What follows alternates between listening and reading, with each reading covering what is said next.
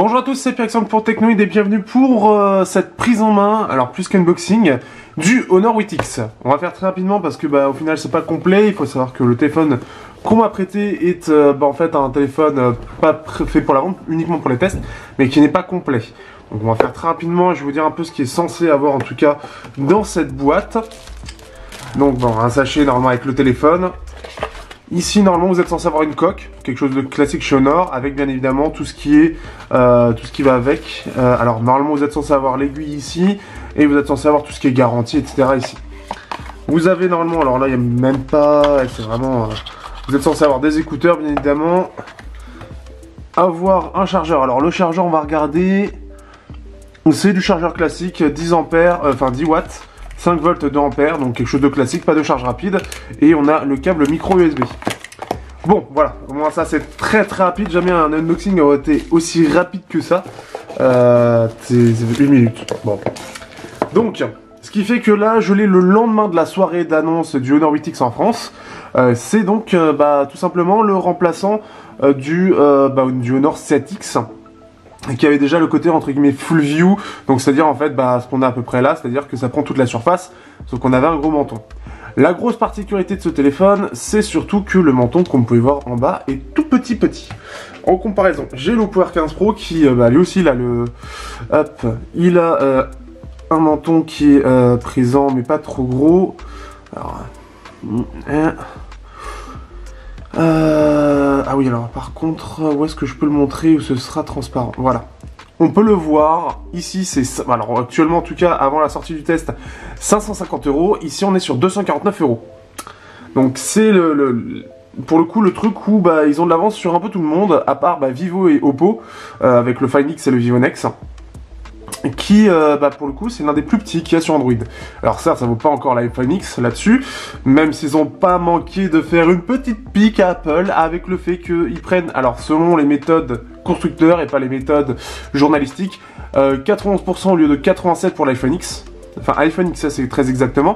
Donc ça veut dire qu'un téléphone à 249 €, qui a certes un menton dégueulasse, qui a certes une encoche, bon ça c'est mon avis, eh bien arrive à avoir une meilleure surface d'affichage qu'un iPhone X.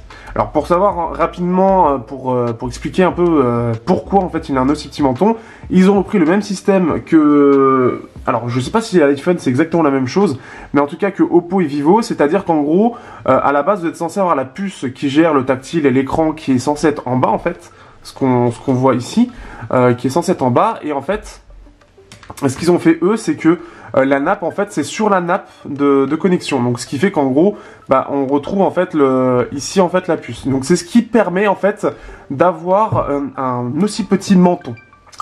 Au-delà de ça, au niveau des caractéristiques, on est sur un Snapdragon 710, l'appareil photo c'est du 20 mégapixels en ouverture 1.8 avec 2 mégapixels pour aider au bokeh. Alors on a un système, alors ils nous ont parlé d'un design un peu vintage. Alors je nettoie un peu parce que forcément ça prend les traces de doigts et en plus de ça sur le coloris noir c'est pas facile. Mais alors on va augmenter un peu les ISO, mais vous devez voir, là on le voit bien. On a une bande ici. Alors c'est censé rappeler le look vintage en reprenant les appareils photo un peu vintage, hein, les vieilles appareils photo type argentique. Honnêtement ça me fait absolument pas du tout penser à ça. Donc c'est aller chercher un peu loin par rapport à ça, mais au-delà de ça, j'aime bien la bande, ça me rappelle plutôt le Mate 10 Pro, et ça donne un côté, ça permet d'avoir un côté pas bicolore, mais presque. On a la mention Eye Camera, bon la Eye Camera de chez Honor, allez voir le Honor 10, ça va être marrant, mais j'ai envie de voir, et je vais voir aussi, je peux avoir des comparatifs par rapport aux autres Honor, pour voir si ils se sont peut-être un petit peu calmés sur les couleurs. On a Honor avec des petites écritures ici, les trucs qu'on a classiques en bas, et ce qui fait que là je trouve que ça s'intègre bien, c'est assez joli, c'est assez design, et quand on prend des photos, il y a un petit truc particulier. Hop. Ce qui fait que, voilà, alors pour la photo, ce qu'il faut savoir, actuellement, et il faut savoir que normalement la plupart des tests qui sont sortis jusqu'à maintenant doivent être inférieurs à cette mise à jour là. Je suis actuellement en 8.2.0.101, numéro de build. Alors forcément, c'est un peu cramé. Hop. Donc ici, donc 101, et ce qui fait qu'en fait la photo pour l'instant est vraiment mauvaise. Et quand je dis mauvaise, je pèse mes mots. Je sais alors je devrais avoir la mise à jour la semaine prochaine, on va falloir que je fasse avec pour l'instant. Mais actuellement en fait les photos sont vraiment dégueulasses. Je l'ai pris le soir où on a récupéré l'appareil photo. Donc, on peut noter, alors pour le sac, en fait, il y a un énorme lissage. En fait, on a plein de traits comme ça. Ici, ça n'existe même plus. Et en fait, ce qui est assez bizarre, c'est que le traitement... donc, en fait, en gros, vous avez les sièges, vous savez, les sièges TER, tout ça, qui sont une espèce de, pas moquette, mais enfin, c'est du tissu, vous voyez ce que je veux dire. Et en fait, tout autour des arceaux, il y a moins de lissage, j'ai l'impression, et c'est totalement dégueulasse. Donc, clairement, je sais pas ce qu'ils ont foutu avec la photo. Je sais pas si c'est de la pété ou non, mais c'est vraiment dégueulasse. Et ce qui fait que la plupart des tests normalement actuels ne vont pas aller du côté positif en termes de photos. Donc, j'en ai pas trop fait. J'ai fait ce que j'ai fait à l'extérieur. Alors. Et je vois quasiment pas la différence entre le... Ah oui, là on a l'AI. Ah, ça a l'air d'être quand même beaucoup mieux géré la version AI. Alors, non, là c'est pas bien mis au point. Il a fait la mise au point où? On va faire comme ça, voilà. Alors les photos, ça a l'air plutôt fin. Je sais pas du tout quel est l'appareil photo qui est utilisé. Ça c'est la petite chose un petit peu dommage. Mais ça a l'air plutôt fin en tout cas. Ça a l'air bien détaillé en plein jour. Mais je pense que le lissage, en fait, dès que les conditions commencent à descendre, est très très mal géré. Là, c'est plutôt correct hein, en plein jour.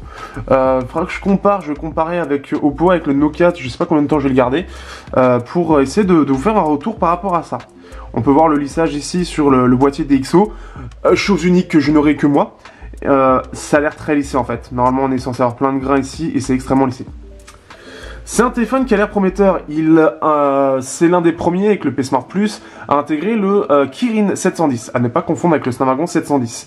Il se place face au au Snapdragon 660, donc ce qui fait qu'on est sur du octo-cœur, Cortex A73 et A53, gravé en 12 nanomètres, si je dis pas de conneries, normalement c'est ça, avec une puce, un Mali G51 MP4, ça va falloir voir par rapport avec GPU Turbo ce que ça va impliquer. Donc, ce qui fait qu'on a ça. C'est un gros gap de performance par rapport au Kirin 650. Donc, ce qui fait que on va voir. Pour l'instant, j'attends d'avoir la Mage 104 parce que pour l'instant, je ne peux ni installer et je ne sais absolument pas pourquoi et spécifiquement ces deux applications, Geekbench et GFX Bench. Donc, il faudra que j'attende la Mage 104 pour pouvoir les faire. Néanmoins, j'ai prévu PUBG Mobile en test. Je vais voir un petit peu ce que ça donne. Malgré la petitesse de la puissance du processeur graphique. Et alors, il y a une chose qui est étonnante. Vous le savez, moi, pour ceux qui me connaissent, en tout cas qui me suivent, moi et l'audio, c'est très important.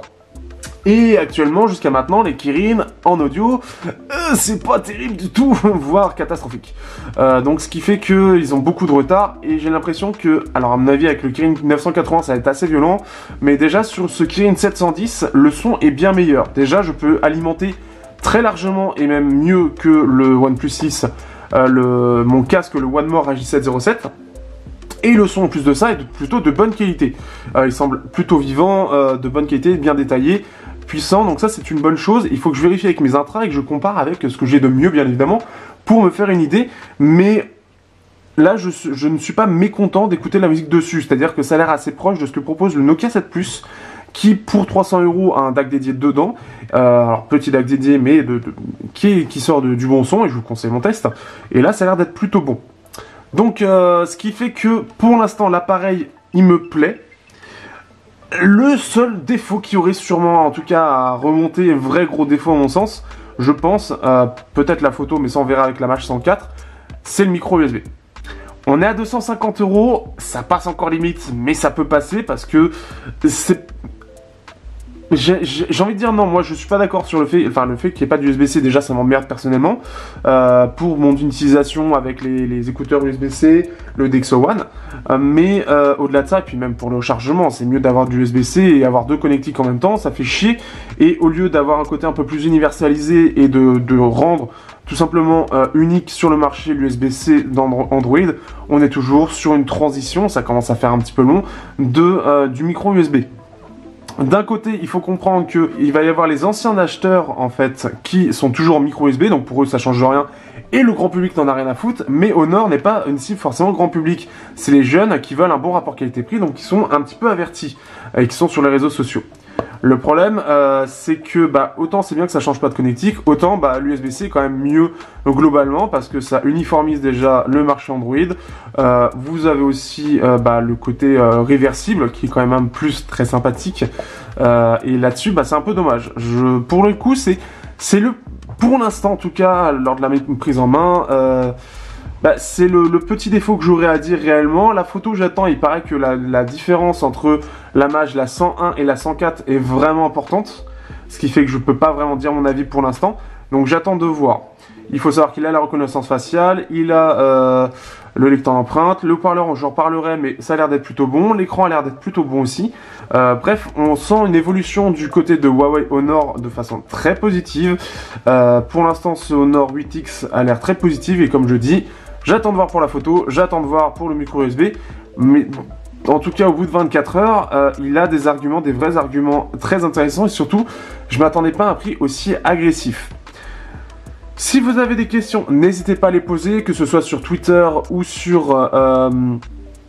ou simplement aussi dans les commentaires, tout simplement. Donc première chose, après je vous sortirai le test pour le coup, parce que l'avantage de chez Honor, c'est quand vous allez à un événement, tout le monde repart à PEC. Quand c'est possible, là il y a eu quelques petits trucs, mais normalement la plupart des gens l'ont eu. Donc vous allez avoir une flopée de tests dans les prochains jours, mais un truc de fou. Donc ça c'est plutôt cool.